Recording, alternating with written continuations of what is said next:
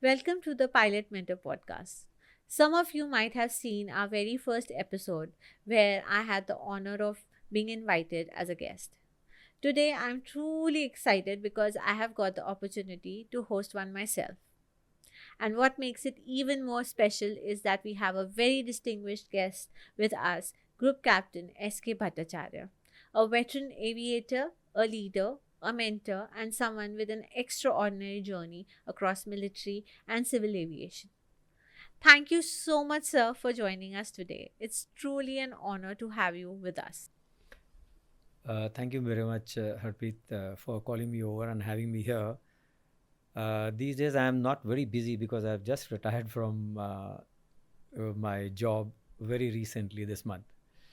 Thank you for having me. Sir, can you take us back to the beginning, how your journey started, how things landed and fell into place? Okay, I started my aviation career. Was first I flew in October 1974. I was doing gliding in NCC.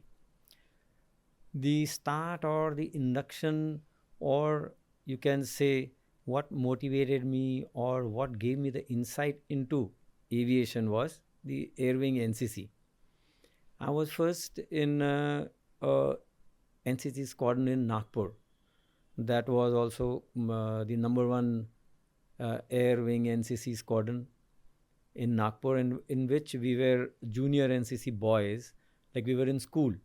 Oh, lovely. All right. And then that is where we started. And that is the first time that we got an introduction into what aviation was or what Indian Air Force was all about. Oh, lovely. That is where we started learning the ropes of aviation, the the aviation subjects, the avionics and the engines and the airframe part as to how the aircraft flies and things like that. Those were the first things that I learned. That was in 1970-71. Oh my All God, right. that's long back. Yep.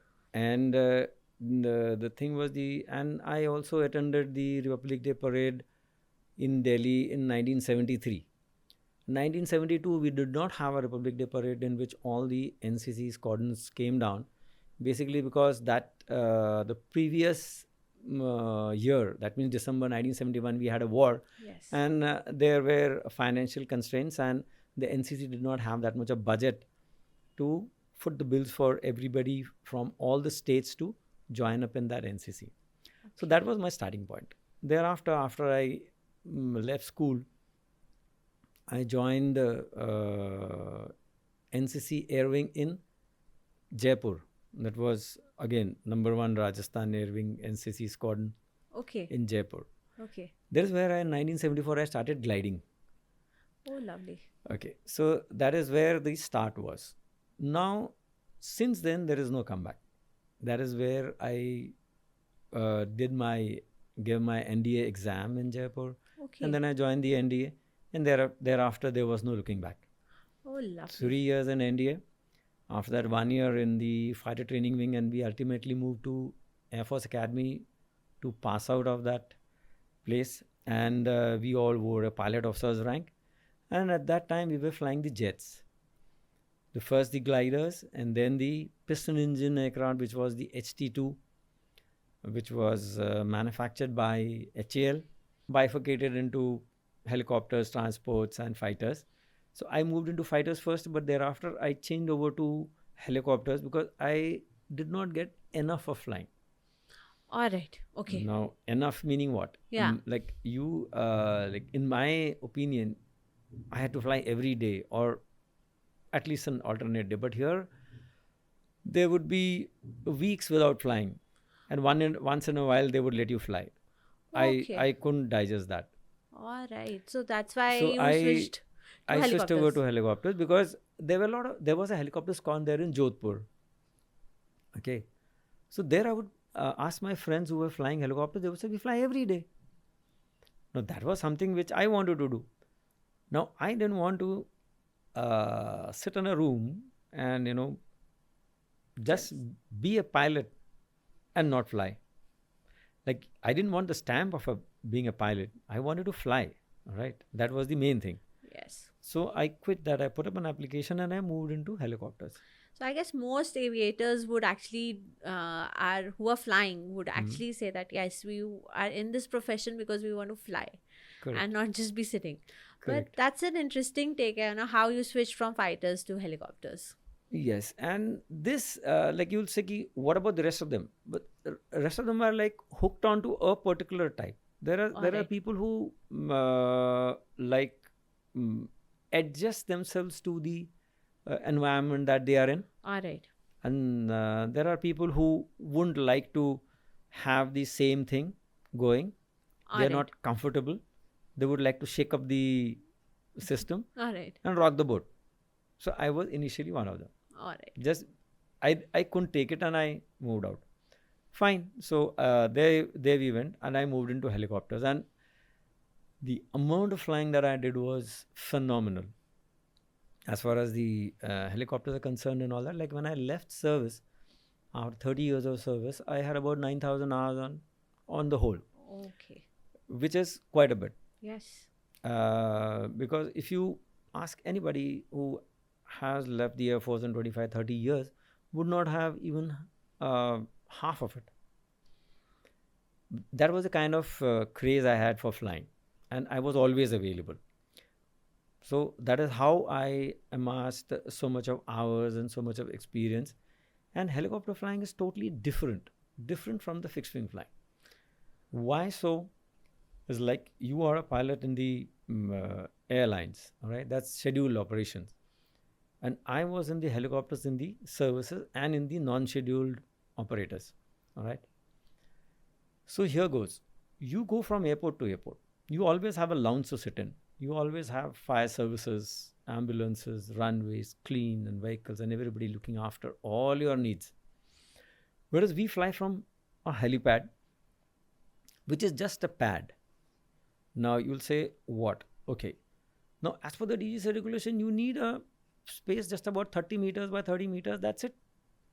And it should not have obstructions and all those things around. But the requirements are pretty minimal. Okay. Like, for example, one particular thing I will tell you.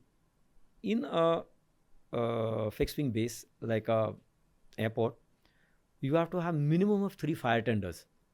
Definitely. Firefighting tenders. Otherwise, the aircraft is not permitted to land. Operation stops there, even if one goes unserviceable. All right.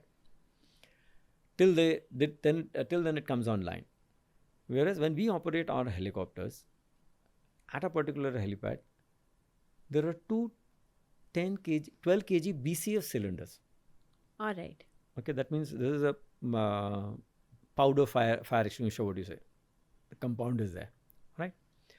So only 2 BCF 12 kg cylinders are permitted, and you have it. Like they are handheld cylinders. That is all that is required as far as firefighting is concerned for a helicopter operation. And if you ever see all those photographs in the media and the videos which are floating around, the recent one, you will see that the whole crowd had engulfed the helicopter of Mr. Jagan, who was the ex-CM. So that is how we get mobbed wherever we land. Now, I'll just tell you one particular thing. Like when we landed up at a particular helipad in Punjab, so I asked the people, why are people crowding so much? He says, sir, you have landed at a place where people have not even seen a train.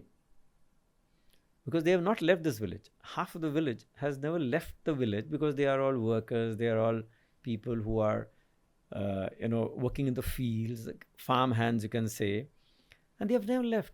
All they have seen is tractors and trucks and a vehicle at the most. So never seen a train, and now you land up with a helicopter. There's a commotion here. Everybody's left their job. Everybody's left whatever they are doing, and they are coming and sitting here and watching you. So that is how it works out for us. And it's different from what you see in your line of duty, and what we see is totally different. And in the military operations, it is way beyond what you can even imagine. So basically, one of the parts of your job is also crowd management, especially in the civil. When you have gone to a remote. No, okay. Even in the military, the same thing happens. All right. All right.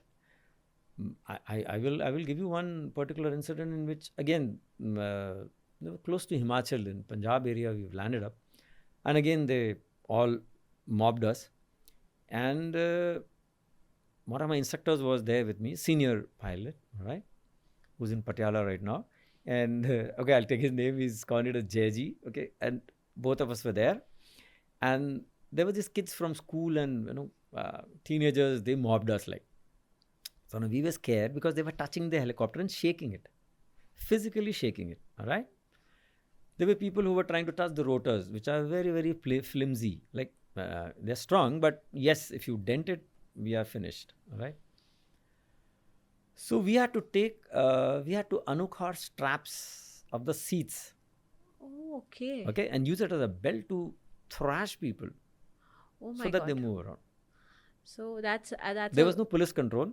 all right. There were 2 policemen were there, but they were like they didn't have anything with them. They was free hand, so we had to remove our straps of our helicopter and swing it around on people My so that God. they move out. So basically, you thought on your feet, like what else can we do? Yeah, So that's also part of your job. yeah, it is quite bad. And so to say, like the checks of the helicopters and things like that, we all have approvals to sign our DI. All right. What is a DI for the audience who is listening to daily us? inspection for the helicopter. All right. Right, like so we have to do all that before flight servicing and things like that. We have to do all that. Okay. You've had a incredible journey with Indian Air Force, a remarkable career. I'm sure you have trained a lot of future pilots in while you were in Air Force. Can you share some remarkable stories from your days then? How everything played on? Any interesting stories from that side? Basic thing is the fear of flying should not be there. One, you should enjoy what you're doing. Number Definitely. two. Yes. Number three is discipline. Now, what is this discipline? Now, discipline meaning it is not only in flying that you follow a particular procedure, you follow the SOPs, you follow what your instructor tells you, absolutely to the T. Meaning A, B, C. You're supposed to do in that sequence, you are supposed to do in that sequence, and nothing else, no more, no less. It's like that. That is the number one part of it. The number two part of it is in your life also you have to be disciplined. So that is the main thing that you teach your pupils. The first thing is discipline, and that's it. And then the another thing which my instructor ever told me was ki, if you want to fly, you must keep flying and never shirk that, because the more you fly, the more you want to fly. The lesser you fly, the lesser you would like to fly. So you will abstain from flying. You will shirk away from that particular duty, and you will not end up in the cockpit more often than you would like to. So you miss on that part. That's a very interesting take on how one should be flying. Yes. Yes. So if you find like in all over in the Air Force also I had in the civil companies also I have, like whenever there is a mission in the Air Force, there would be some people who would not be there, like basically not willing to go not ahead. willing to go. And you can make out by the body language as well that he's not interested. Now, you don't want to push somebody into something very important if he is not keen on it. Definitely. You have to be at least willing to do it. If you're not willing to do it, most likely you will not end up doing it well. Okay? So that is one part of it. And the same thing goes in the civil seat also. Most of them would like to just earn their pay and stay at home, and rather than go and slug it out in bad weather, in clouding or in rain or whatever the procedures what I told you, that you have to work hard, you have to land in bad places, in open grounds, dusty helipads, with people thronging you all the time, and breaking the cordon, and you're trying to stop them and using the police and all those kinds of things, and then you do refueling, then the whole day you are out. Definitely. Whole day you are out in the sun. Yeah. At the most that you get, there are times when you get just tree for shade, okay, to sit down, all right, in the helicopters. It is very, very funny, but that is how it works. You are sitting out in the sun, or you're sitting in the helicopter because there's no shade around you, or if it is a very good place, then you'll have a car. Then you tell the driver to put on the AC and you sit in that. So that is how you spend your time. So now if people find that this is hardship, obviously he would not like to go. he would like to choose. Obviously, someone's demeanor is like, I don't want to go ahead and do it. Right. You would not want him on your team, basically. Correct. So, no, it takes all types to make the world. So, you will have them, but you have to drag them along. All right. So, that's You're not another way of leaving looking him at it. behind. Him or her. But yes, a person who is not interested, like I told you, the more you fly, the more you want to fly. Definitely. So, the lesser people, they will lesser fly. And it shows. At the end of the year, when you make out, tabulate the ops department, when it tabulates your work, how many hours you've flown, how many days you stayed out on duty and thing like that, you will find the database telling you very clearly as to who's been, a pilot and who's not so keen as a pilot. All right. So my question to you is anything that you can remember from your Air Force career, or as to something very remarkable or something very memorable that you would like to share with us? Okay, see, there are many incidents which I will attribute to in my Air Force career, because it is one of those careers and life and work and the profession which is so nice and so memorable that we were just discussing this, and somebody just said, Ki, if I want to live life, I would like to live this all over again. How sweet. How That sweet. means you want to be born and again become a pilot officer and again go through the same rigmarole, fly and fly and fly and come out of it. I think all pilots would give the same answer. So that is how it is. So that is how incredible and beautiful journey was. All right. So this is how it is. And we have hardships of our own. We have our families to back. Okay. So that is what the most important thing is. Like, you will also realize that you as a pilot won't be able to manage your family and your career together efficiently and effectively without the backup of your family. Definitely, right? definitely. So similar manner, in my particular career, I had my wife backing me up all the time, because 90% of the time I am not there, right? I am out. Like in the Air Force, we used to go on detachments for months together. Like in Northeast, the entire border forces, the BSF, the ITBP, and the Assam Rifle and the Army over there, who are sitting there at the border places, they do not have any road link. These days it's improved quite a bit. But in the 80s, the nearest road link was about 40 to 50 kilometers away in the hills. Oh my God, that's a long distance. That is about 5 to 7 days walk. Any particular mission you went on in the Air Force, which obviously you can discuss with everybody? Like, if you're asking me a particular incident, all right, I'll tell you what. I'll go through one incident. You know what happened was, there was Digboy. There was this huge fire there in the paraffin storehouse. Paraffin is a byproduct when you are extracting oil and all that. So right? for people who don't know where Digboy is, it's Digboy in is in Assam. Digboy is in Assam. All right, I'll tell you where. The operation base is Chabua, Mohanbari, Tinsukia, Dibrugarh are the two townships, which is called as Upper Assam. And to get you the picture right, that is where our Eastern Railway ends. All right. Meaning the last station of Indian Railways. All right. Northeastern Railways is Tinsukia. Okay. That is where I used to operate. All right. Okay. Okay. Then there was a small line which used to go down to Digboy also. All right. They were all that setup came up during the Britishers' time, like pre-independence. That township was there, Digboy. Why I'm telling you this is because that it's got a history. That township had gas pipelines laid down everywhere. Oh, all right. Basically, it's a gas town. Like, this is where we... Okay. So I had never seen it. Like today in Delhi, all the colonies do not have your IGL pipeline laid out and your gas doesn't work. But in Digboy, pre-independence, you had that. Oh, lovely. Okay. Okay. Now I'll tell you one thing. They may not have electricity, but their refrigerators also used to work on gas. Oh, wow.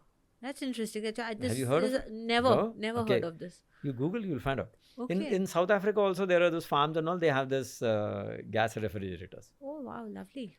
Okay. Have you heard of a kerosene refrigerator? Never. Okay. There is a lamp, like it's a big refrigerator with a big, it's like a big cupboard. Okay. All right. And when you peep back, you will see one lamp burning behind. All right. Don't ask me the mechanics. Okay. It's pure physics. Oh my God. And even that works. And those are the refrigerators. That system was there. Okay. They were all imported from Britain. All right. They were there. I seen it. So Okay. I'm telling you. All right. Now that paraffin factory or that warehouse caught fire. All right. And they ran out of firefighting material. All right. They were that the liquid which they pour into the water. Okay. Okay. They Okay. mix two compounds, and that is what makes the foam. All right. So they run out of everything. They did not have that foam. So we were tasked, okay, you carry that. And this happened late at night, and in the morning we had to go. Okay. And morning visibility was 0. Oh. Okay, it was winters. So here goes the thing. We could fly at 500 meters visibility. All right. Okay. And the station commander or the boss of the place could let you go even below your limit. All That right. means you could fly below 500 meters. Okay. So I was there as a CEO there. So I had to take the lead. I was the most experienced person there because that was my third tenure there, and I was almost reaching about 9 years of flying there. All right. So I was the only one who was there. So I said, okay, if anybody has to take a risk, I will take. Okay. So I started off at 200 meters visibility. Okay. So you can imagine. So visibility for people who are watching is basically how much you can look ahead of your Correct. The aircraft. visibility is 200 meters. 200. So basically 200 meters is what you are able Okay. to see. Yeah, 200 meters visibility is permitted as if you have ILS and you have a instrument landing system available in your particular airport. Yes, you can do it. There's no problem. Even you can do 0-0. That's no issue. But from for a helicopter which does not have ILS, VOR or anything, or even a GPS, it's kind of tricky. So here goes. So what did I start doing? So all that you got to say is you would stay in ground contact. All right. Okay, ground contact meaning 200 meters is just about 500-600 feet. Okay, so I know that I can fly up to 100-200 feet, and you can go. You see 200 feet. So this is a very funny thing. So you see only 200 feet. How do you go ahead? Yes. So you go 200 meters. You go see another 200 meters. Then you go another 200 meters, and you go there. All right. Right. Logic? Logic. This is very bad. Very Okay. Okay, because it is difficult. If you go out of control and you encounter any obstructions or thing like that, you will have problem. Problem. Right. And also you're not able to see any landmarks now because 200 meters is nothing, Alright. right? Okay, so what do? You follow a landmark. Okay. Okay, now in the helicopter, so what we do is now first I had to go down to Chabua Air Base from Mohanbari Air Base, Okay. load up my helicopter with The foam. all the foam compound. All right. After loading up the helicopter with foam compound, now I had to proceed to Digboy. All right. All right. So I started off from there, 200 meters. So I hovered over the dumbbell and saw how high can I fly. All right. So I said, oh, this is okay. Now about 30-40 meters, about 100 feet I can fly. Hmm. And that's okay for a helicopter. So no problem. All right. So I said, now how do I reach that place? So I was hovering at the dumbbell. So when I was maneuvering around, so my co-pilot said, sir, the road. I said, there you go. Hmm. So I flew the helicopter like you would A car. drive a car or a scooter Okay. on the road. So I followed the road to Big boy. Chabua. Oh. Chabua Air Force Base. Okay. So the main gate of the Air Force. So now I knew where the runway was. So from the main gate by road, I went down to the airport, All right. runway, and I landed there and I loaded up. Okay. I said, oh, now this is possible. Okay. They've done it. Now as the days progressed, the visibility improved to under 500-600 meters. All right. And thereafter, with that, I again followed the road railway line Okay. down to Digboy. All right. And Digboy had a big helipad. All So right. landed there and off. And then I started doing shuttles. All right. So you went to and fro. Yeah. So it was kind of very tricky and like a distance of 15 kilometers took me 15 minutes to fly. So Right.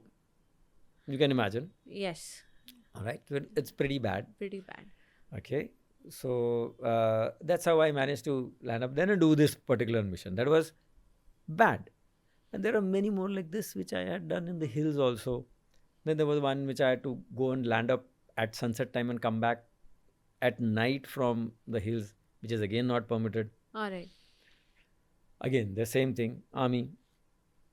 Wanted something. Yes, All that right. truck had overturned and there were a lot of people who had sustained injuries and we had to evacuate them. So that is how So it is. basically, you have to make decisions depending on what that situation demands from Correct. And if you can do it. you. Yeah, and if you can do it, definitely. So you have Or to. you should know when to call off. All right. In a sense, you go, you manage it, and then you call it off and say, okay, enough is enough. Now let's wait and then plan out ahead.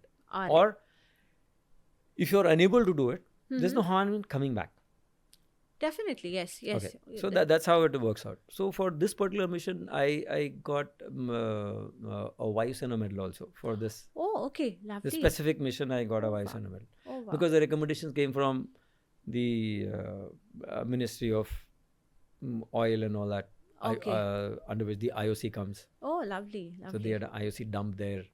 Okay. That's very interesting. So, what is it like to receive a medal or a recognition in the Air Force? See, it's nice. It is nice. It's kind of reinforces your belief in the system. All right. One. Number two, it gives you great pleasure. Okay, somebody has recognized your work. Definitely. Because otherwise, generally, thank you would be enough. Yeah, definitely. That is how we have been managing so far. But yeah, definitely, it feels great to Okay. be appreciated for what you have been Yes. doing. Yes. And any kind of appreciation Yes. boosts your morale, है ना? Correct. एक तरह से it gives you pump कि हाँ, मजा आ रहा है अभी काम करने में Yeah. और And करेंगे. you get a lot of recognition and a lot of photographs, and it's a presidential award. Oh, So lovely. you get that medal and things like that. So do you And get it's always written against your name. oh lovely, and do you get to take your family when you're getting the recognition? Oh yes. Okay, Oh, yes. lovely. It happens here only in Delhi. Like earlier, it used to happen in Palam on the Air Force Day. All right. All right. And now it's shifted to Hindon. Okay. Yes, it happens in Hindon. Okay. Air Force Station Hindon. Oh, lovely. So your whole family saw you receiving the medal. Yes, Oh, yes, lovely. yes, What a beautiful memory. Yeah, it's a good thing. So, did Air Force ever give you an opportunity, something different that probably not a lot of people in Air Force got? Some different opportunity, you got to experience a different lifestyle or something? Yes, certainly. You see, in the Air Force, we have a lot of deputations which are going through. So I had the privilege of flying for the President of Namibia. That's interesting. Yeah. So I went there I was there in 94, 95, more than a year. Basically flying the head of the state and Lovely. training the Namibia Defense Force pilots. That was one deputation that I got. And the second one I got was I flew for the Ministry of Home Affairs and the Border Security Force, because they had got 6 Mi-17 helicopters, brand new ones, which we were all very used to as far as the Air Force is concerned. But did you get to take your family with you? Yes, after a few months, yes. We got Alright. our family also, and everything is normal there. Like, Okay. it is even better than South Africa. So, one question, like when you were flying for the Air Force and the BSF, how did your family support? Namibia, you took your family after a few months, but did your family like suffer somewhere in between or something or the other? How did you manage everything? How did your family support you when you were out there? Okay. See, basically in aviation, the pilots can never work from home. Right? Definitely. You have to go out. Yes. So the basic is that most of the time you're out. Like, all right, if you give me a figure, like how many days are you out in a year? Like in a 365 days year, I'm almost 250 to 300 days out of my home base. And Whether that's I was only in civil, okay. whether I was in the BSF or in the Air Force. Oh, okay. Okay. That means more than half the time I am outside my home base. Okay, so now here comes the crunch. All right, so obviously you need support from your family, Definitely. and in this particular aspect, my wife did support me to the hilt, basically because she was always there. She never told me don't go or don't Definitely. work, because she knew and she understood that घर बैठ के तो हवाई जहाज नहीं उड़ता. So you Definitely. have to go out, right? हाँ जी.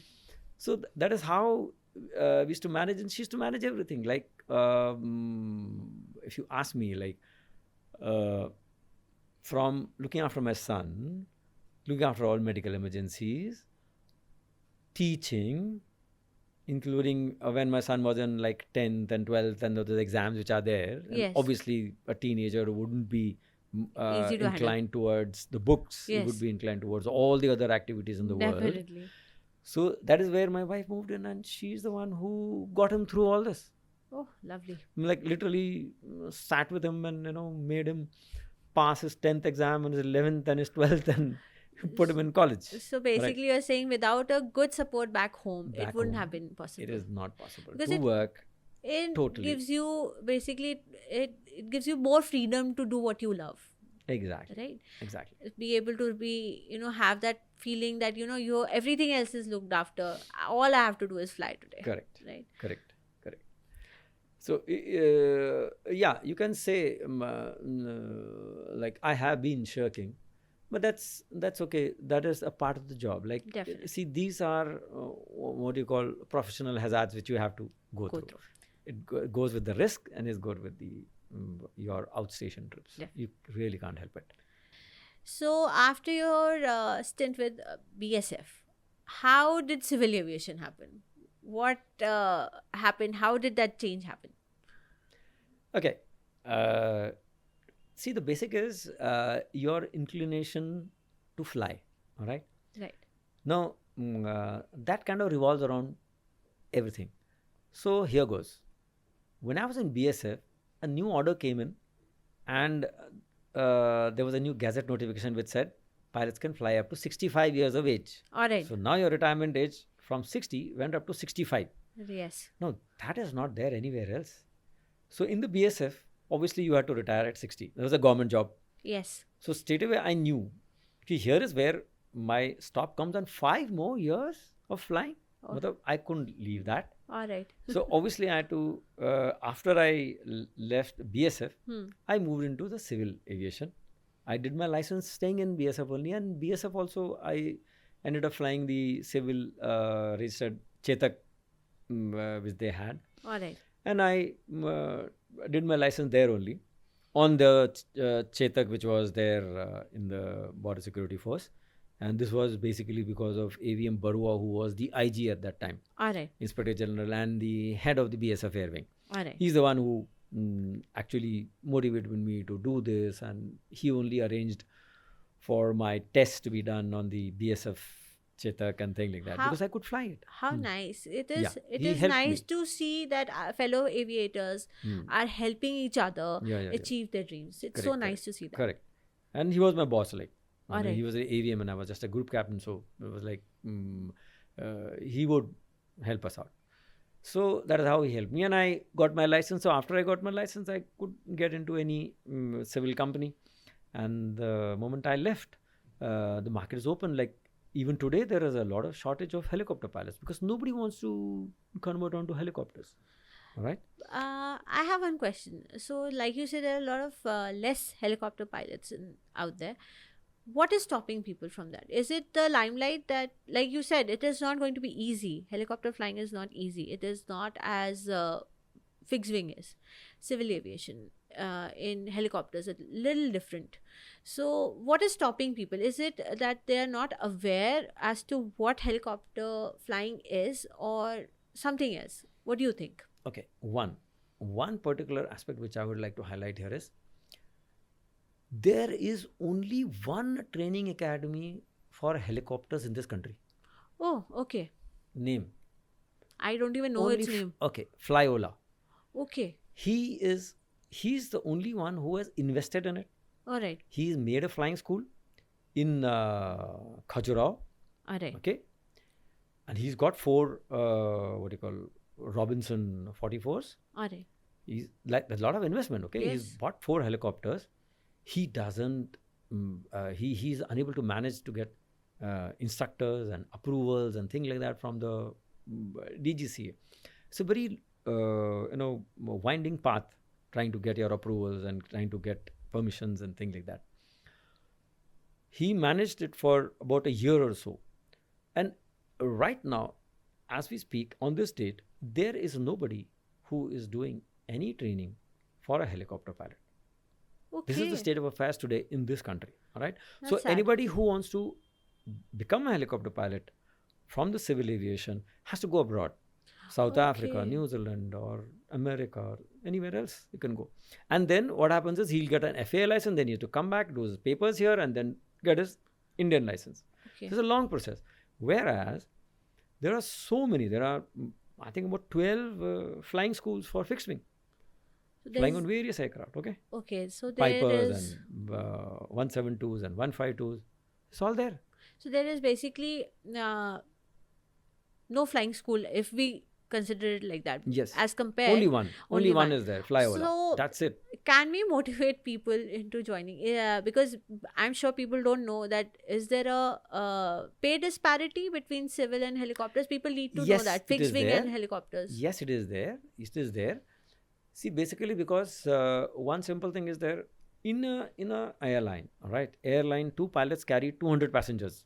Yes. Whereas in a small helicopter, like below 5700, these 6 seaters are there. So Yes. in that 4 to 5 passengers come. So 2 pilot carries 5 passengers, and their 2 pilot carries 200 passengers. Yes. So the returns are not so much. Although it doesn't work in that equation exactly. And the pilots are paid well, but obviously the peak salaries are not as much as what the fixed wing pilot gets. All right. But the initial bit is, it's okay. There is it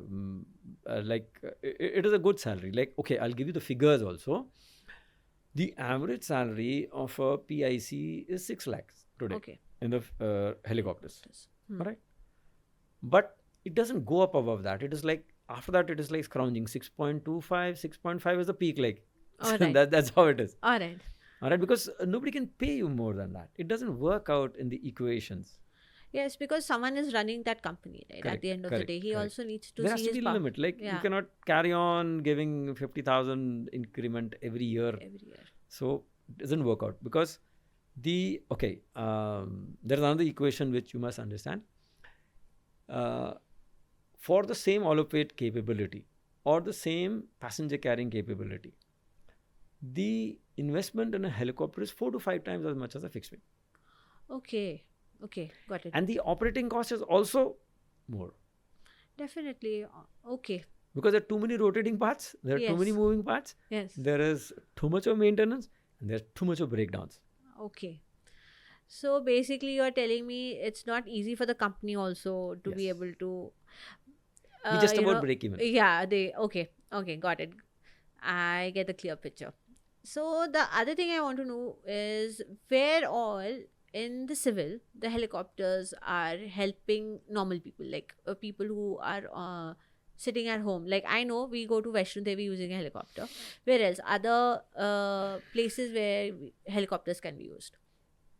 Okay, see, basically, the helicopter operation is viable only to places wherein nothing else can go. Okay, got Right. it. You'll have to foot it out. All right. Now that becomes very difficult. Yes. All right. That is the only place wherein a helicopter is successful. All right.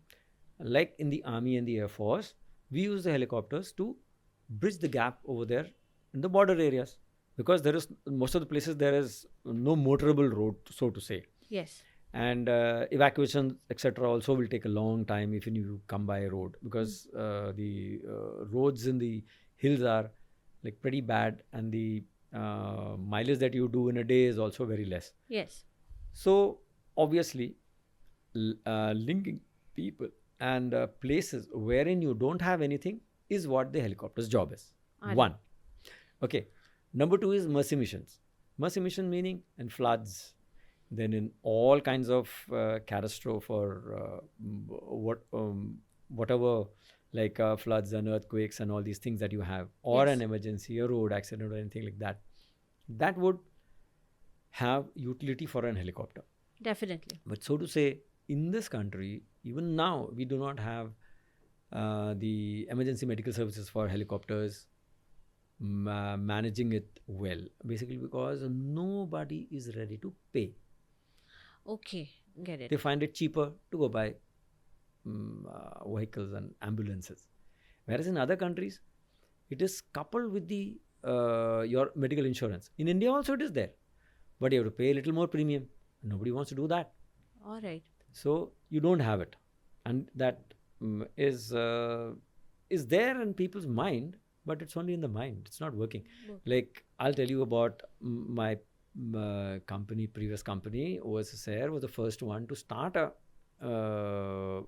purchase a ambulance, air Okay. ambulance Okay. helicopter. Okay. All right. It was very optimistically named as ICU. VT ICU lovely. it was called. Okay. That was a registration number. All right. Registration. Okay, and that is how I had that, and we never could get it going. Oh, okay. Never could get it going, meaning it never had a continuous business. Oh. For the first 2 years, we only flew twice in a year Oh my God. for the Formula One racing. That's it. That's it. For 1 week a year. How can you break even? So another question. The aviation demands peak physical and mental fitness. How have you been maintaining that, and how do you keep yourself so physically fit? Okay. See, in the aviation business, specifically for the pilots, you have to be extremely disciplined. All right. Yes. Now, the discipline does not mean only in your flying part. Flying part is there. Flying part, you have to do everything to the T.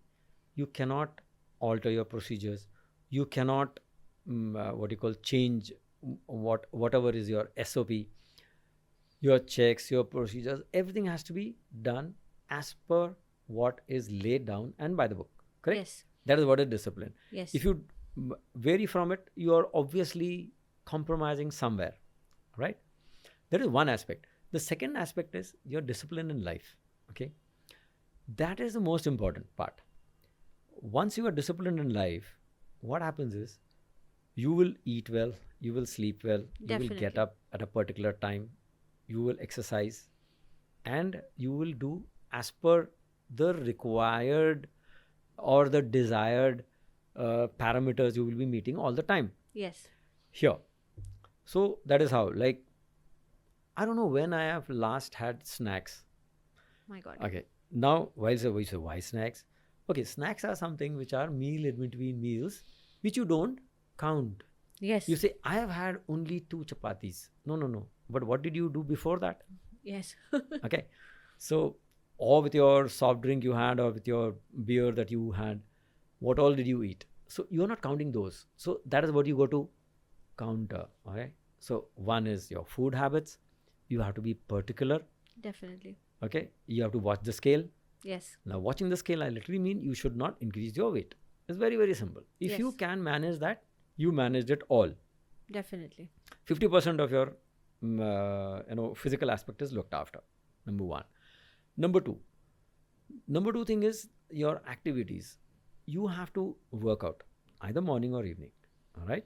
That is what keeps you physically fit. Yes. And you have to have a regime. Now, people say, I have this cheat day and all. Don't worry about the cheat part of it. You will cheat anyway when you go to a party. All right. Yes. That particular day, you will not get time. You will have to go to a party at a particular time. So, you will not get time to work out. So, that automatically becomes your cheat day. And food, obviously, in a party, you will have more. Yes.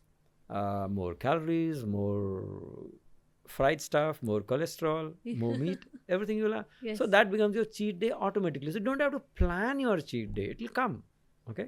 And you can enjoy yourself. There's never a problem if you let down your hair once in a while. Yes. It's okay. All right. But what you must understand is that should kind of prick you. Yes. Hey, I have done this wrong. So, so you got to compromise on it, and you got to again watch your weight, and you do everything. And if your weight doesn't go up, you are fit. All right. Yes. And then about mental agility and ability and stability that you have to have. Again, the discipline comes in. You must do yoga once in a day, always, Yes. whatever you can. Like you will say, I don't get time. You will get time. You have to find time. That is what is discipline all about, Yes, definitely. right? Supposing you have to get up at 6 and you want to do your yoga, what you call, before you go for flying in the morning, and your vehicle is coming at 6, so you have to get up 30 minutes earlier than what you are trying to get up, so that you have 30 minutes to do your yoga and then after go for your work. Definitely. Same thing in the evening. Come back, do your yoga or do your workout. So you have to do it. And I per se have my son who is almost like you can say a graduate from Isha Foundation, the Sadhguru's foundation, which is there at Coimbatore. He has spent about 3 to 4 years there.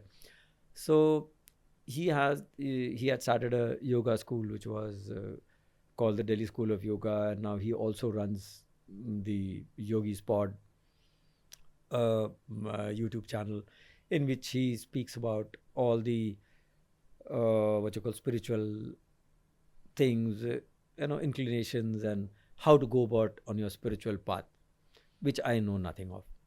All right, so he's the one who guided me into this yoga, because he's a Hatha yoga instructor. So he taught me basic yogas, like a 5 or 6 yogasanas is what I do. All right. All right, and that is what you call Surya Kriya and thing like that. So, so we do this rapid fire at the end of the show, and we would like to hear your rapid answers for a few of the questions that I'm going to ask you. Are you ready? Okay. Okay. So, the first question, one word that describes your flying experience. Exhilarating. Okay. Fixed wings or helicopters? What's closer to your heart? Helicopters. Okay. Most beautiful place you have ever flown over? That place is called Machuka in Arunachal. All right. Most, okay, one leadership quality every pilot must have. Leadership quality is lead by example. Lead by example. Lovely. Favorite aircraft you have flown? Favorite is the Mi-17. All right. One moment in your aviation career you'll never forget?